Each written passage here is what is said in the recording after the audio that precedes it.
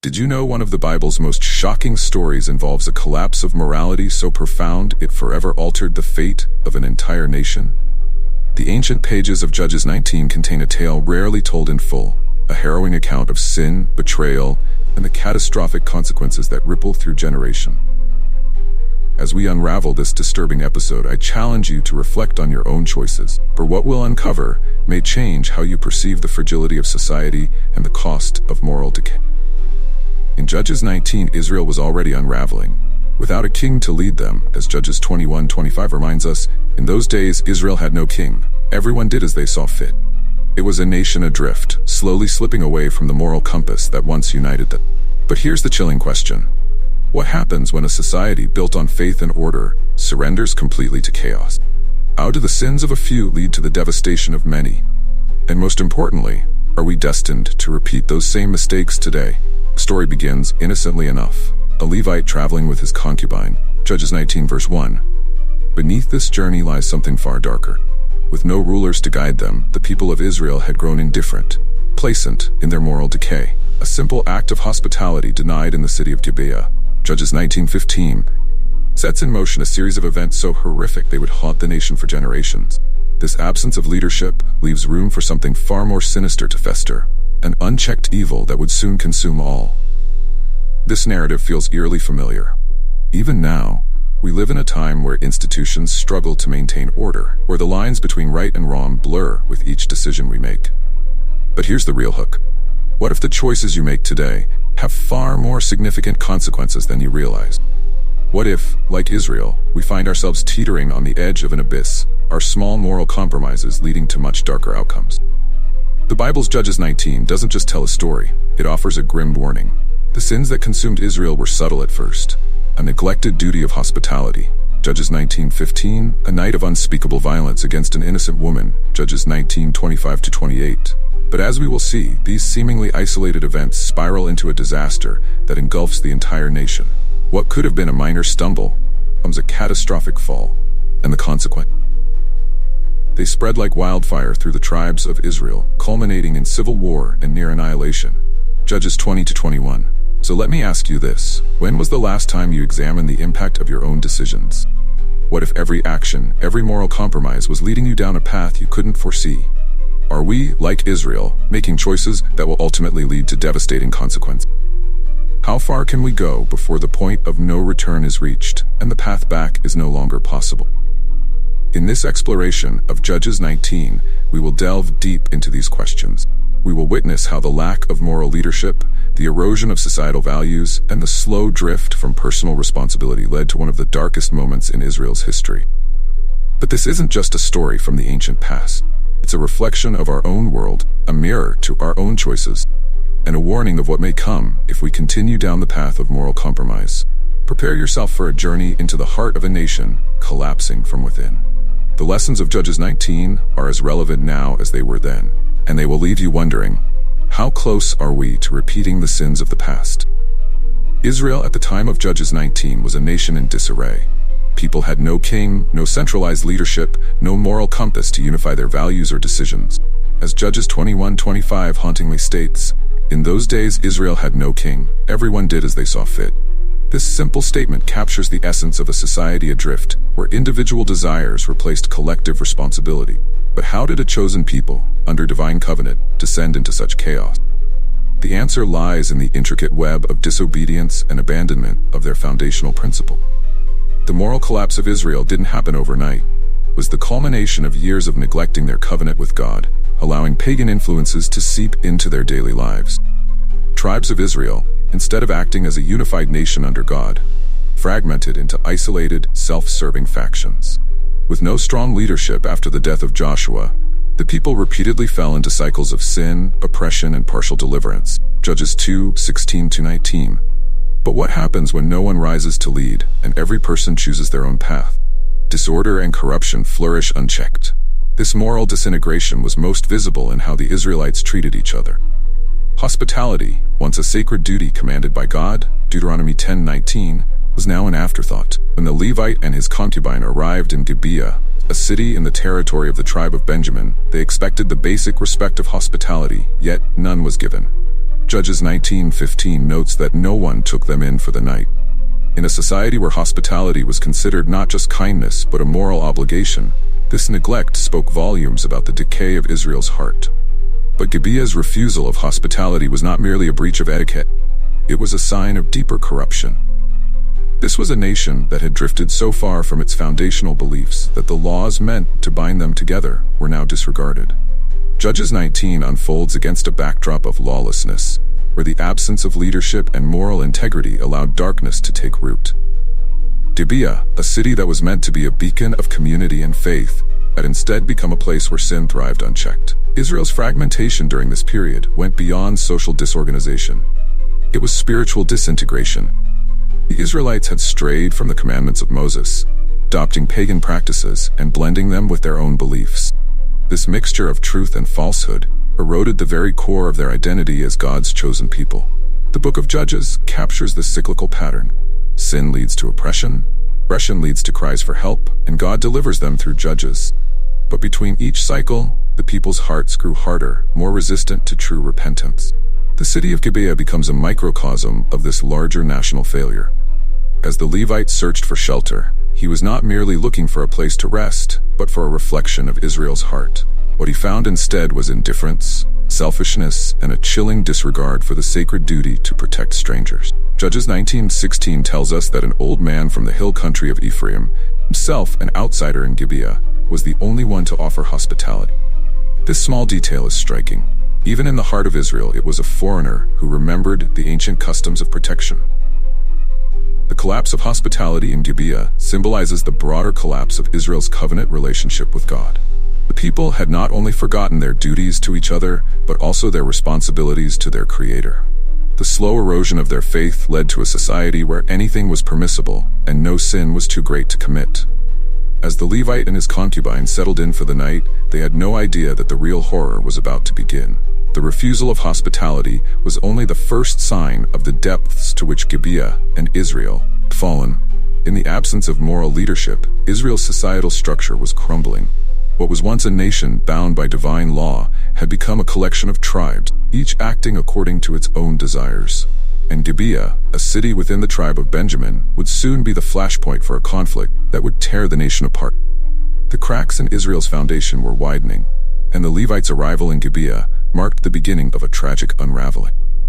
Without leadership, without law, chaos was inevitable, and the events of Judges 19 would prove just how devastating that chaos could be. The journey to Gibeah began like any other, but the Levite and his concubine were unaware of the dangers awaiting them. As the night fell, they sought shelter in the city, assuming the sacred custom of hospitality would protect them. In ancient Israel, hospitality wasn't merely an act of kindness. It was a reflection of divine law, covenantal duty. The Levite knew that, as a traveler, he had a right to expect care from his fellow Israelite. But Gibeah was not like the rest of Israel anymore. The city's indifference was immediately apparent.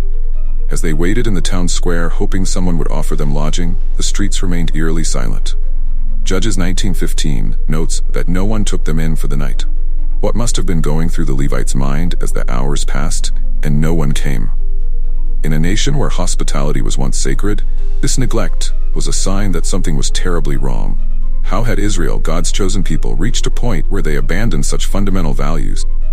But Gibeah's silence was only the beginning of the tragedy. Finally, an old man, foreigner from the hill country of Ephraim, offered them shelter. Judges 19:16-17 recounts how the old man questioned why no one had taken them in, as if he himself sensed the deep moral decay around him. This act of hospitality, coming from an outsider, was a small glimmer of light in an otherwise dark situation. Yet even this brief reprieve would soon be shattered by the unspeakable horror that awaited them. As night fell, Gibeah's true nature was revealed. The men of the city surrounded the old man's house, demanding that the Levite be brought out to them. Judges 19:22 paints a chilling picture. They were wicked men, pounding on the door. This was no longer a simple failure of hospitality. It was a violent assault on the sanctity of life and honor. The scene was reminiscent of Genesis 19, when the men of Sodom surrounded Lot's house. But this was not a pagan city. It was Gibeah, a city in Israel. What could drive men to such depths of depravity? The Bible leaves us with more questions than answers. Perhaps it was the lack of leadership that allowed evil to flourish. Perhaps it was the slow erosion of moral boundaries over generations. The tragedy here is that the Levite and his concubine were caught in a situation far darker than they could have imagined. Gibeah's refusal to offer hospitality now made sense. It was a city consumed by sin, where the bonds of brotherhood long since dissolved. In a desperate attempt to appease the crowd, the old man offered his virgin daughter and the Levite's concubine. Judges 19:24 is one of the most horrifying verses in the Bible, where the old man pleads with the mob, "Here is my virgin daughter, and here is his concubine. I will bring them out to you now, and you can use them and do to them whatever you wish." The very suggestion of sacrificing innocence to preserve the life of a guest shows how deeply sin had corrupted even those who still observed the customs of hospitality. The Levite's decision to send his concubine out to the mob was not only cowardly, but morally devastating. He had chosen to protect himself at the cost of another's dignity and life. Judges 19 verse 25 describes the brutal assault that followed. They raped her and abused her throughout the night, and at dawn they let her go. By the time morning came, the woman was left for dead. This was the ultimate betrayal, not just by the men of Gibeah, but by the Levite, who was meant to be her protector. When the Levite found his concubine lying at the doorstep, coldly commanded her to get up, unaware or indifferent to her suffering. Judges 19:28 says, "There was no answer." The concubine's silence was deafening, a symbol of the voiceless victims of a society that had abandoned its moral compass. As the Levite placed her body on his donkey and set out for home, the real weight of the tragedy began to unfold. This was no longer a simple crime. It was the spark that would ignite a civil war. The events of that night in Gibeah were a tragic turn not just for the Levite and his concubine, but for all of Israel. What began as a failure of hospitality escalated into a horrific crime, revealing the depths of Israel's moral decay. The journey to Gibeah had ended in bloodshed, but the repercussions of that night were only beginning.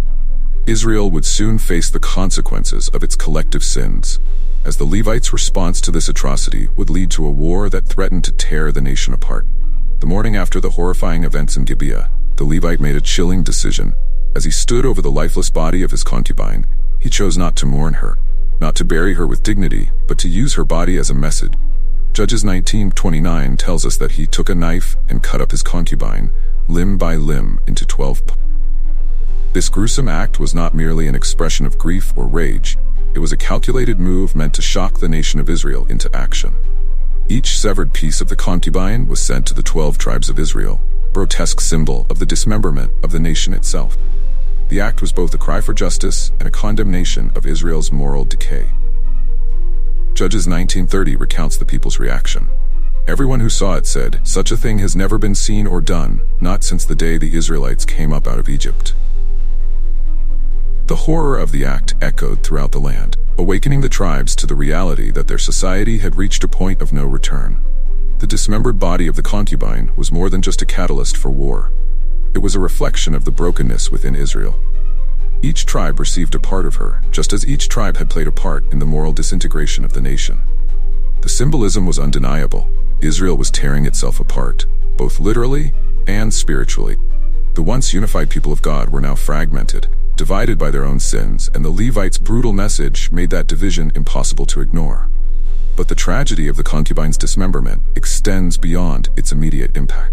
This was a moment when the sanctity of life was disregarded, in favor of vengeance and retribution. The Levites' actions, though intended to provoke justice, only served to deepen the wounds of a nation already on the brink. His choice to exploit the body of the woman he had failed to protect highlights the depths of moral corruption that had overtaken Israel. In seeking justice, he committed yet another atrocity. The tribes of Israel, upon receiving their gruesome messages, were faced with a moral dilemma. How would they respond? Would they seek justice for the concubine, or would they allow the sins of Gibeah to go unpunished? The Levites' act had stirred something deep within the nation. Collective guilt could no longer be ignored. Judges 21 tells us that all the Israelites from Dan to Beersheba and from the land of Gilead came together to confront the atrocity. But as they gathered, the question loomed: could this broken nation ever be whole again? In a desperate attempt to bring justice, the tribes of Israel demanded that the men of Gibeah be handed over for punishment. But the tribe of Benjamin, to which Gibeah belonged, refused. This refusal was more than just an act of defiance. It was a declaration of civil war. Judges 20 verse 13 reveals Benjamin's resolve to protect their own, even in the face of undeniable evil. But the Benjamites would not listen to their fellow Israelites. In their refusal, Benjamin chose tribal loyalty over justice, setting the stage for a devastating conflict. The Levites' act of dismemberment had done more than ignite a war. It had exposed the fault lines within Israel. The nation's inability to unify in the face of such a grievous sin revealed a deeper problem. The dismembered body of the concubine symbolized not only the crime of Gibeah, but the disunity and moral bankruptcy of the entire nation. As Israel prepared for battle, the consequences of their collective sins became clear. This war would not just be about punishing the guilty, it would be about reckoning with the brokenness that had consumed them all. The image of the concubine's dismembered body lingered in the minds of every Israelite. It was a reminder of the fragility of their society, the ease with which they had allowed evil to flourish in their midst. The war that followed would show that this was no simple matter of justice. It was a reckoning. The nation of Israel had come to a point where sin and its consequences could no longer be ignored, and the price for their neglect would be paid in blood. As the tribes of Israel gathered for war, the stage was set for one of the darkest chapters in their history. The dismemberment of the concubine was only the beginning.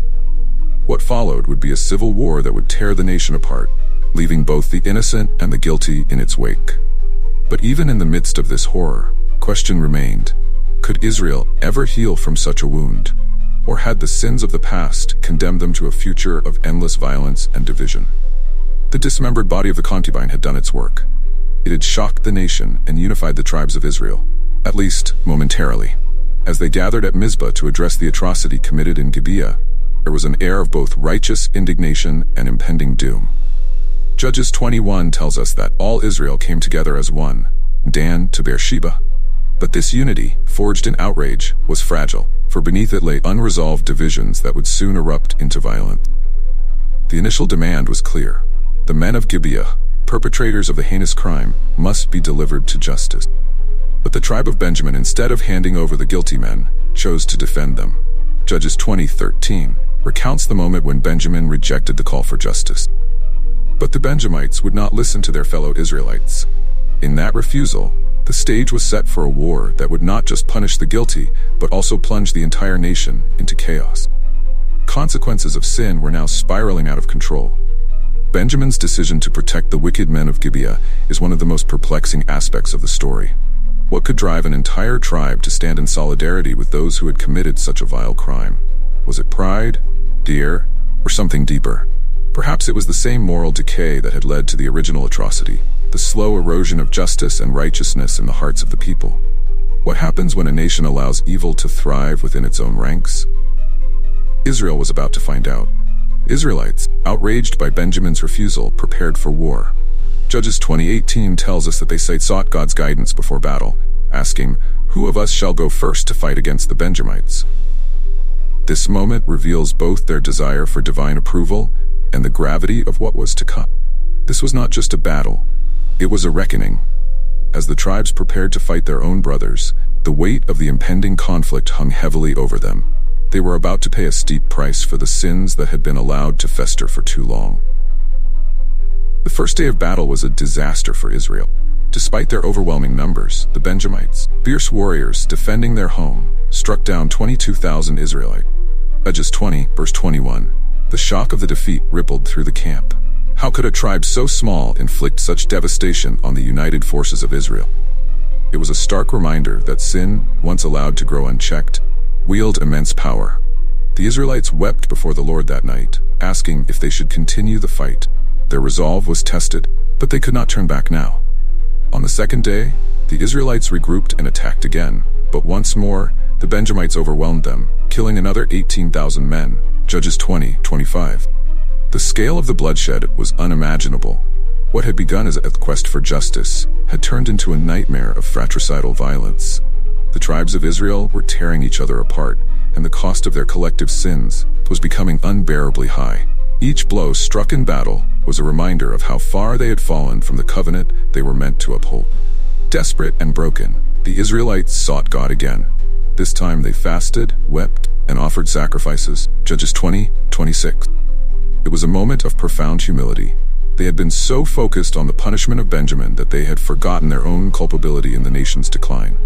Now, standing on the precipice of total destruction, they recognized that this war was not just about Gibeah's crime. It was about the moral decay that had infected all of Israel. They needed more than just victory. They needed redemption. On the third day, the battle strategy changed. The Israelites set an ambush around Gibeah, drawing the Benjamites out of the city. Judges 20:29-34 recounts the clever tactics that finally turned the tide of the war. This time, 25,000 Benjamite soldiers were killed, and the city of Gibeah was set ablaze. Civil war had reached its tragic climax. But as the smoke rose from the burning city, one question lingered. What had been won?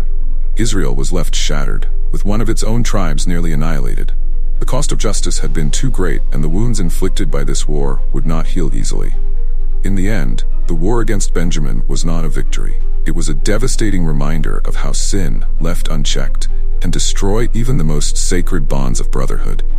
The tribe of Benjamin had been reduced to a remnant, and Israel, though victorious, was left to grapple with the enormity of what they had done. They had sought justice, but the price had been unimaginable. As the Israelites surveyed the battlefield, they were forced to confront a painful truth. The civil war had not just been against Benjamin. It had been against themselves. The war had left Benjamin in ruins, a tribe nearly erased from history. The magnitude of the violence weighed heavily on the Israelites. What had started as a pursuit of justice had escalated into near genocide. As they stood in the aftermath of battle, the question that haunted them was not only, how did we come to this? But also, can Benjamin be restored? Judges 21:2 recounts that the Israelites sat before God until evening, raising their voices and weeping bitterly. Even in victory, the nation was broken. The tribe of Benjamin, once numbering in the tens of thousands, had been reduced to a mere 600 men. The Israelite tribes, in their rage, had sworn an oath not to give their daughters to Benjamin in marriage, leaving the tribe on the brink of extinction. Judges 21:7 captures their realization. How can we provide wives for those who are left, since we have taken an oath by the Lord not to give them any of our daughters in marriage? The Israelites had set in motion a chain of events that now threatened the very survival of one of their own. This moment of reckoning forced Israel to confront the consequences of their action. The same people who had demanded justice were now faced with the prospect of losing one of the 12 tribes of Israel forever. The irony was inescapable. Their righteous fury had driven them to the edge of obliterating a part of their own nation. Could a path of redemption be found? The tension was palpable, and the solution would require Israel to bend its own moral code in ways that were both shocking and tragic. The Israelites devised a plan to restore Benjamin, but it was a plan born of desperation. Judges 21:10 describes how they sent 12,000 soldiers to Jabesh Gilead, a city that had not joined them in the battle, kill every man and married woman, sparing only the virgins. These young women were to be given as wives to the surviving Benjamites. It was a brutal and tragic compromise, one that revealed how deeply the nation had fallen. The restoration of Benjamin came at the cost of more bloodshed, more destruction. But even this plan did not provide enough wives for the remaining Benjamite. So the Israelites resorted to a second, even more disturbing plan. They instructed the Benjamites to hide in the vineyards during the annual festival at Shiloh and abduct women as they danced in celebration. Judges 21:19-21. It was a dark turn for a nation once governed by divine law. The restoration of Benjamin was now intertwined with acts of violence and coercion.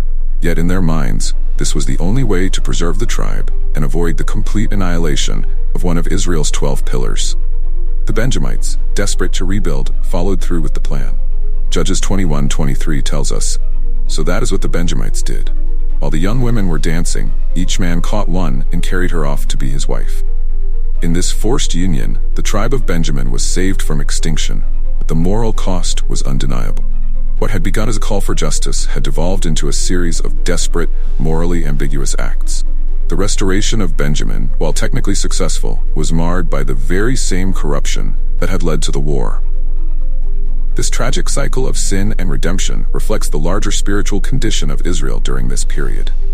The nation, which had once been chosen by God to be a light to the world, had fallen into such moral disrepair that even their attempts at restoration were tainted by violence and sin. The question looms large. can redemption be truly achieved through such methods? Or is this a stark reminder that the path to redemption is not always straightforward and often comes with a heavy cost? Even amid the chaos, there is a glimmer of hope. Benjamin, though broken and scarred, was given a chance to survive. The tribes of Israel, despite their grave missteps, realized the importance of unity and the value of every tribe in their collective identity. Judges 21:24 states, "At that time the Israelites left that place and went home to their tribes and clans, each to his own inheritance." The restoration of Benjamin signified a fragile but vital step toward healing. Reminder that even in the darkest moments, possibility of redemption remains. As the Israelites returned to their homes, the shadow of the civil war hung over them. The events that transpired during this period would not be easily forgotten.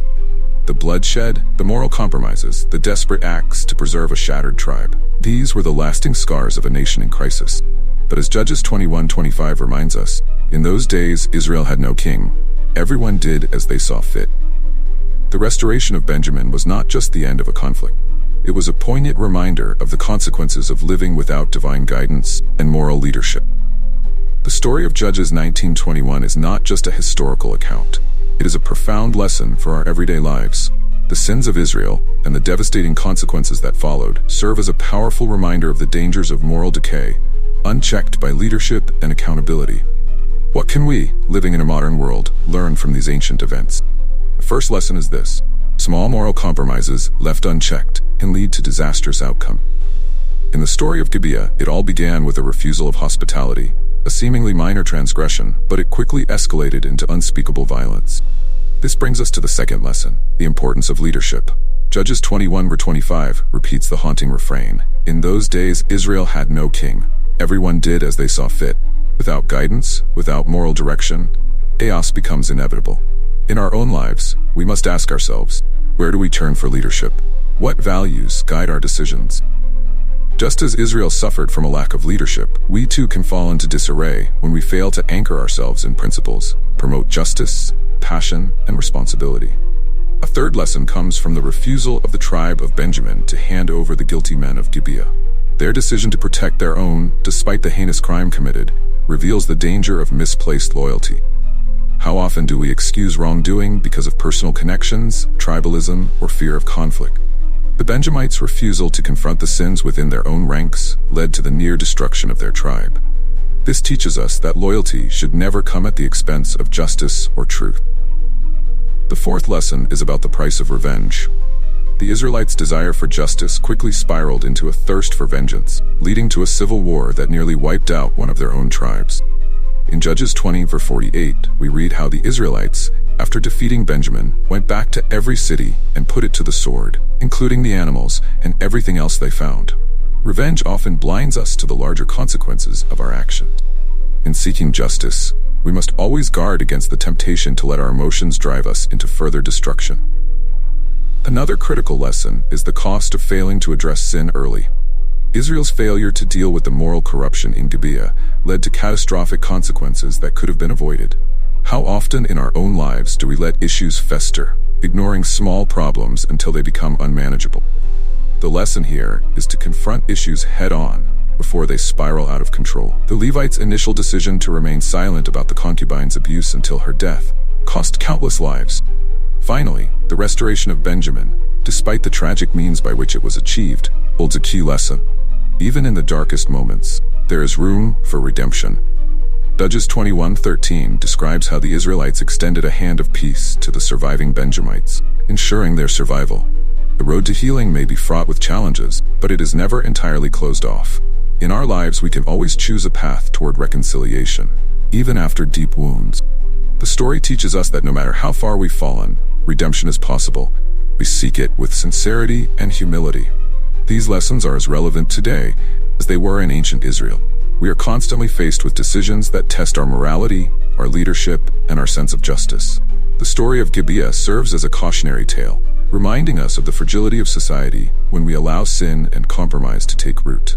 But it also offers hope, showing us that even in the midst of chaos and destruction, there is always a chance to rebuild, to seek redemption, and to learn from our mistakes. Now let me ask you, how can you apply these lessons in your life today? Are there small compromises you've been overlooking? What leadership principles are guiding your decisions? And most importantly, when faced with injustice, how can you seek reconciliation instead of revenge? The lessons of Judges 19:21 challenge us to reflect on our own choices, knowing that the path we choose today will shape the consequences of tomorrow. Judges 19:21's story is not simply a cautionary tale from ancient history. It's a mirror reflecting the potential consequences of our own moral choices today. The tragic collapse of Israel into chaos, fueled by unchecked sin, misguided loyalty, and a thirst for vengeance, serves as a profound reminder that even the strongest societies can unravel when foundational principles are ignored. But amidst the darkness, we also find hope, redemption, and restoration, even in the face of overwhelming destruction. The lessons we've drawn from this harrowing account of Gibeah aren't confined to ancient Israel. They challenge us to look inward, to confront our own moral compass and the decisions we make daily. Small compromises, left unchecked, can lead to unforeseen disasters. When leadership is absent or misguided, chaos fills the void. When justice is demanded, we must be careful not to let our desire for retribution consume us. The story of Gibeah serves as a timeless reflection of the human condition, our capacity for both sin and redemption. But what does this mean for you? How do you take these lessons and apply them in your life today? The choices you make, whether to stand for truth or turn a blind eye, to seek reconciliation or pursue revenge, shape not only your own path but the future of those around you. The story of Gibeah calls you to be vigilant, to confront sin in your life and your community before it festers and grows into something unmanageable. It's a challenge to lead with integrity, take action in the face of injustice, and to seek redemption in even the darkest circumstances. Now is the time for reflection. Are there areas in your life where you've allowed moral compromise to take root? What actions can you take today? Prevent small wrongs from growing into larger, more destructive consequences.